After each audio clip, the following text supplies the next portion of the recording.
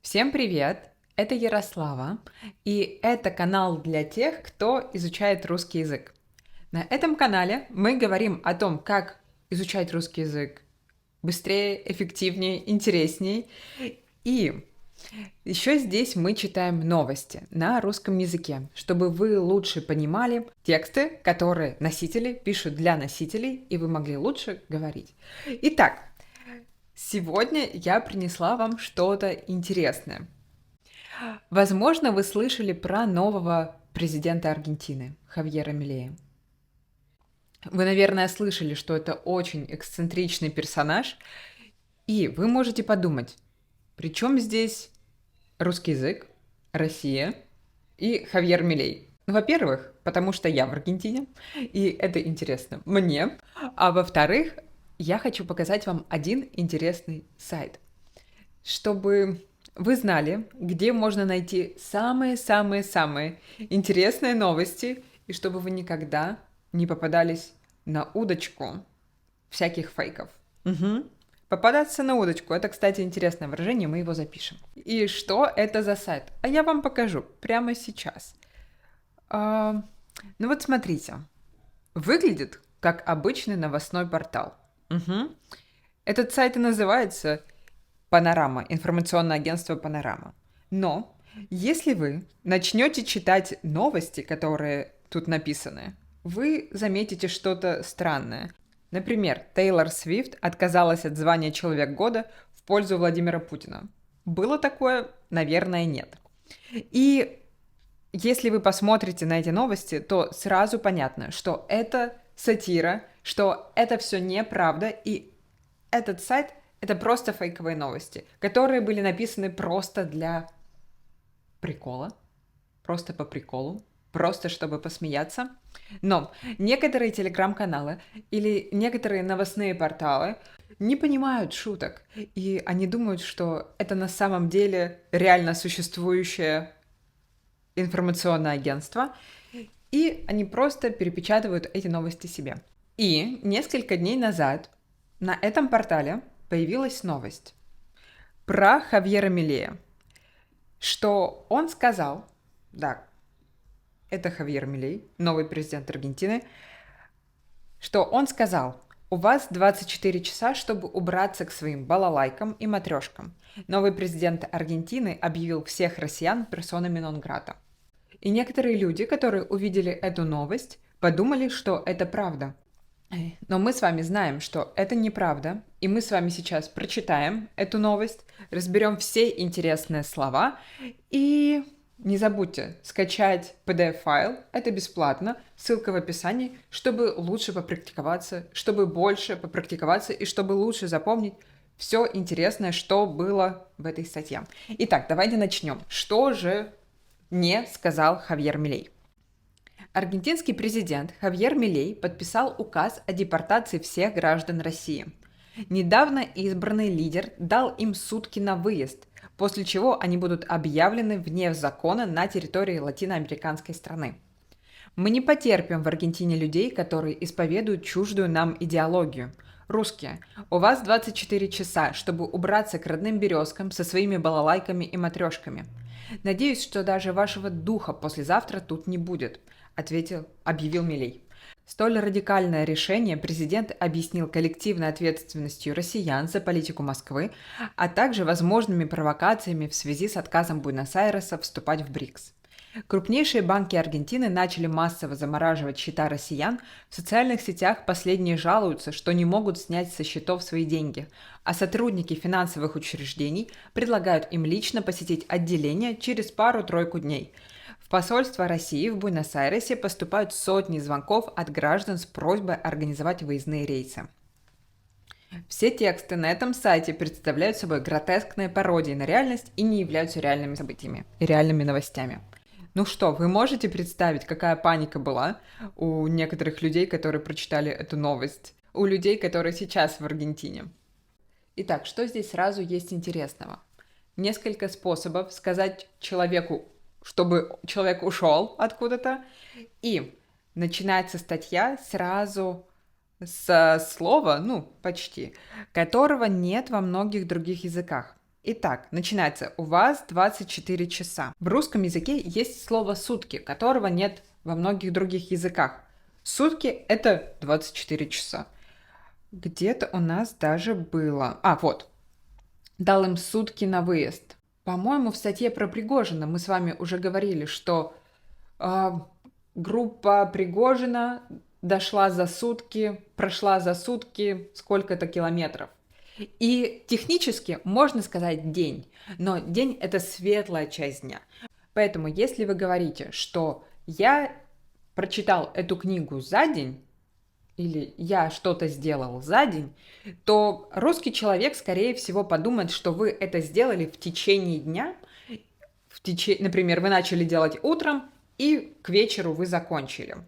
Но если вы скажете, что я это сделала за сутки, то русский человек поймет, что вы начали делать утром и закончили на следующий день тоже утром.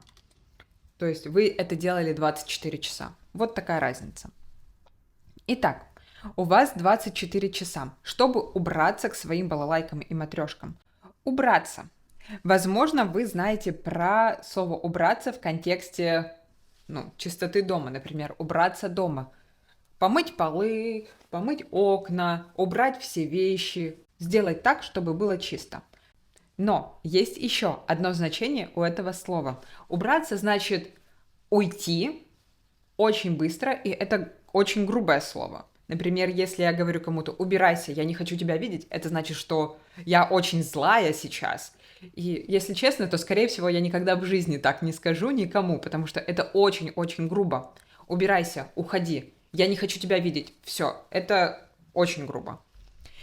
И, значит, Хавьер Милей говорит, у вас 24 часа, чтобы убраться к своим балалайкам и матрешкам. Балалайки и матрешки — это традиционные сувениры из России. Если вы не знаете, как они выглядят, то они выглядят так. Вот это, например, балалайка, как маленькая гитара, там 3 струны. А матрешки — это такие традиционные русские куклы, где есть самая большая кукла, в ней куколка поменьше, в ней куколка еще меньше и так далее. Возможно, вы этого не знали, но потому что я сама это узнала недавно, но матрешки — это не какая-то древняя игрушка, это не какая-то традиционная русская игрушка, потому что матрешки были изобретены только в 1890-х, в конце 19 века, когда была мода на русский стиль, на древний русский стиль. И один мастер придумал такую игрушку. И она стала очень популярная. Ладно, это просто интересный факт. Итак, чтобы убраться к своим балалайкам и матрешкам, новый президент Аргентины объявил всех россиян персонами нон-грата. Объявить — это официальное слово, которое обозначает громко что-то сказать, заявить, чтобы все узнали. Например, можно объявить победителя. Персона нон-грата — это латинское выражение из латинского языка, которое обозначает нежелательный человек. Человек, которого не хотят где-то видеть. Это дипломатический термин.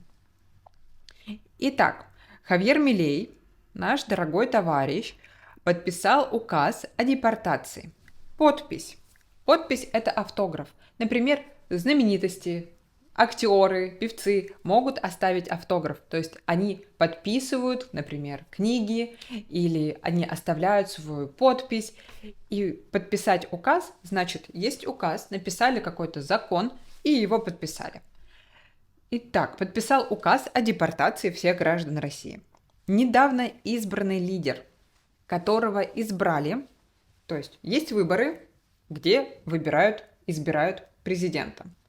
Люди, которые выбирают президента, которые избирают президента, это избиратели. И вот лидер избранный, это у нас причастие, дал сутки на выезд. Сутки 24 часа, чтобы выехать. После чего они будут объявлены вне закона на территории латиноамериканской страны. Смотрите, объявил, новость объявлена. Опять причастие, краткое причастие, пассивный залог. Латиноамериканская страна. В прошлом видео мы говорили, что можно сделать из словосочетания одно прилагательное. Например, зеленые глаза, зеленоглазая девушка. И здесь у нас еще один такой пример. Латиноамериканский или Латинская Америка. Страна Латинской Америки. Также можно сказать, например, Южноамериканская страна, страна Южной Америки. Североамериканская страна, Северная Америка.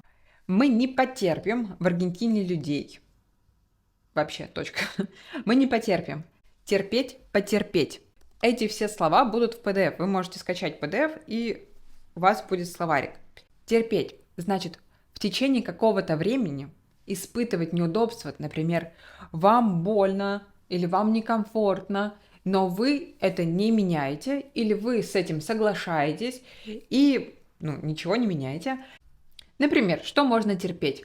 Например, можно терпеть... А что можно терпеть? Я не знаю. Например, вы летите в самолете 10 часов, и вы сидите в маленьком кресле, вы уже не можете, и вы терпите из последних сил. У вас уже нет сил, но вы терпите. Или можно терпеть какое-то неуважение. Если кто-то к вам относится плохо и, может, как-то ведет себя не очень хорошо, например, может быть, это быть в отношениях, в романтических отношениях. И здесь Хавьер Милей говорит, что мы не потерпим, то есть мы не будем терпеть людей, которые исповедуют чуждую нам идеологию. Чуждый. Есть слово «чужой». Свой, чужой. Свой, значит, который относится к нам, близкий к нам. Чужой, который не относится к нам и вообще принадлежит чему-то другому. Например, чужая религия.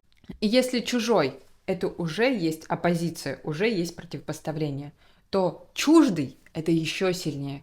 Чуждая идеология, которую мы не понимаем, мы не принимаем и не хотим. Чуждые ценности, чуждые идеи. Например, мы это не понимаем, не принимаем и не хотим, чтобы у нас это было. Значит, он говорит, что люди, которые исповедуют, то есть следуют, принимают, понимают. Русские, у вас 24 часа, чтобы убраться к родным березкам. Итак, убраться мы уже говорили. К родным березкам российский язык, родной брат, тот, который у нас в крови, у нас в роду. Березы – это такие деревья, бело-черные, как далматинцы, как зебры. Один из символов, кстати, России – к родным березкам со своими балалайками и матрешками. Надеюсь, что даже вашего духа послезавтра тут не будет. Если для вас слово «убраться» было недостаточно грубым, то можно сказать еще, чтобы духу вашего здесь не было. Чтобы духу вашего здесь не было. Небольшой экскурс в то, как описывают внутренний мир в русском языке. Наверное, вы уже знаете про слово «душа». Это все хорошие качества человека. Душа – это скорее как высшее «я». Например, у каждого человека, неважно, что это за человек, у него есть душа. Или каждый ребенок – это чистая душа. Светлое, высшее «я». Слово «дух». Дух скорее это про силу. И можно сказать, что это как аура человека. И когда говорят, чтобы духу твоего здесь не было, значит, чтобы тебя здесь вообще не было, чтобы чтобы ауры твоей здесь не было, чтобы нельзя было понять, что ты был здесь. Это тоже очень грубое выражение. Вы можете спросить, почему здесь вашего духа не будет, а здесь духу не будет. И это один из тех случаев, когда у нас есть вариант в окончаниях. Например, хочу чай, хочу чаю. Здесь у нас есть вариант. Или боюсь собаку, боюсь собаки. В некоторых случаях у нас может быть варианты в окончании. Если вам интересна эта тема, то напишите, пожалуйста, и мы ее подробно разберем. Я отдельно подготовлюсь и вам все расскажу. но мы продолжаем. Надеюсь, что даже вашего духа послезавтра тут не будет.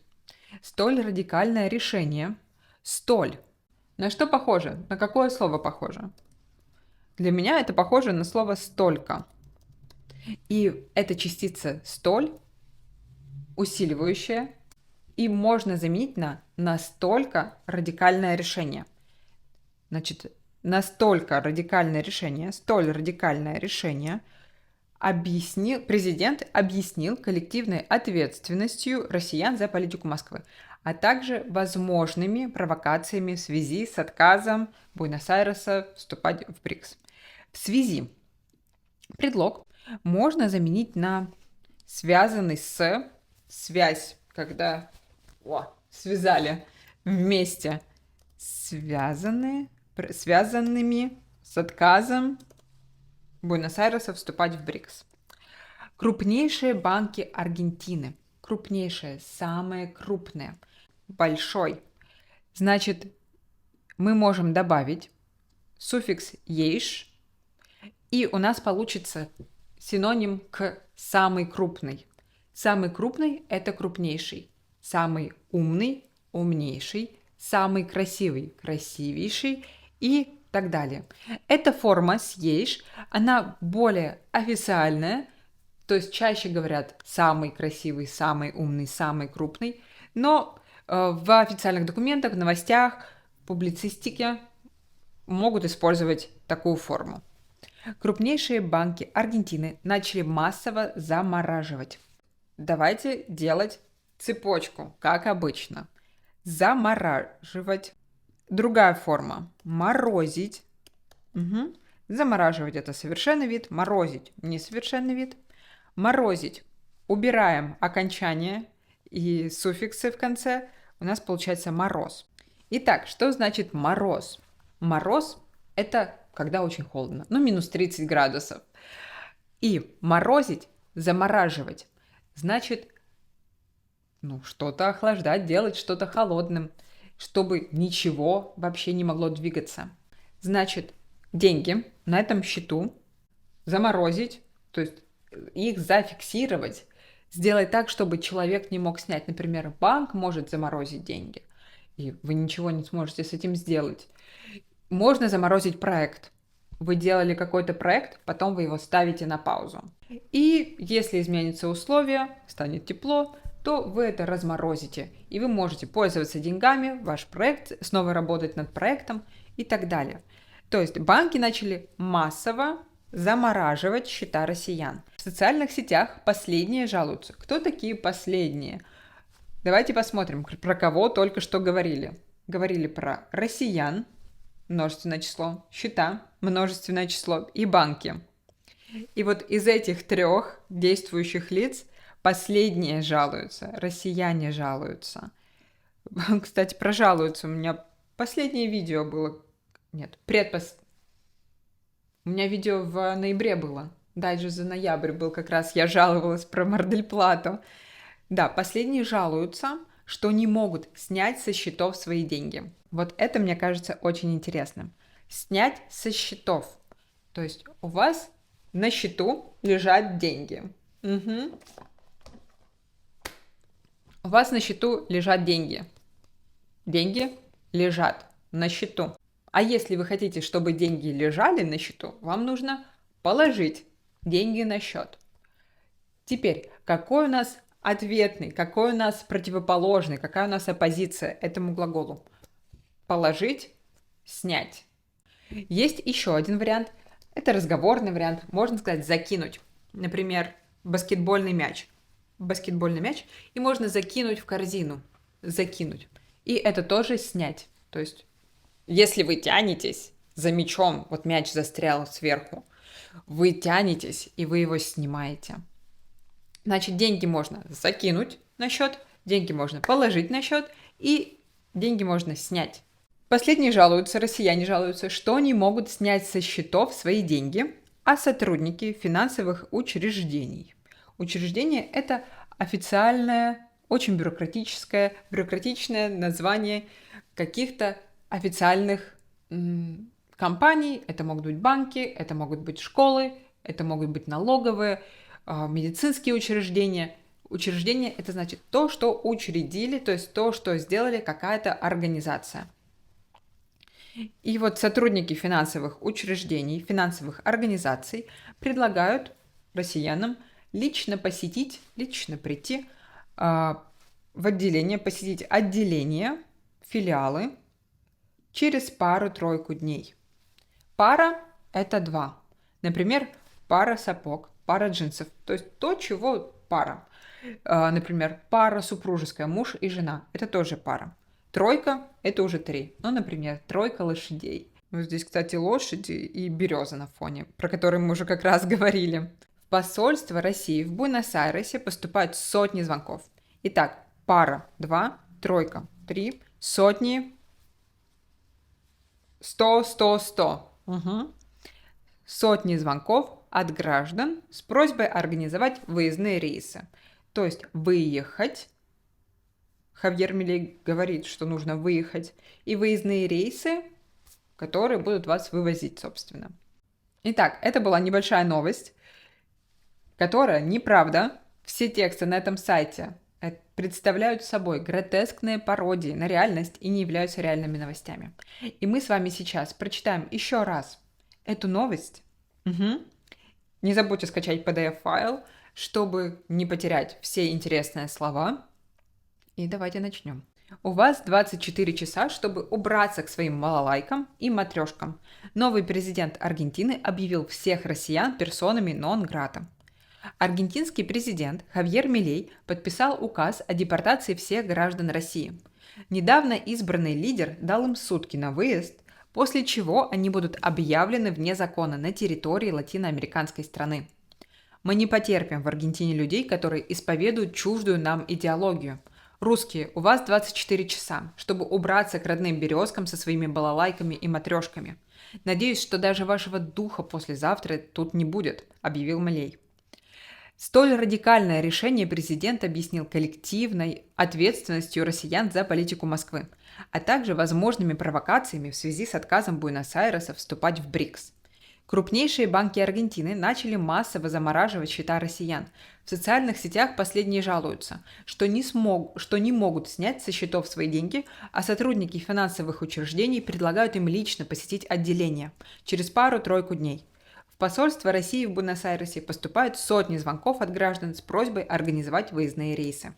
Ну что, друзья, сейчас вы знаете, что если вы увидите какую-то новость, которая не похожа на реальность, которая на самом деле очень-очень странная, то, может быть, эта новость появилась на этом сайте.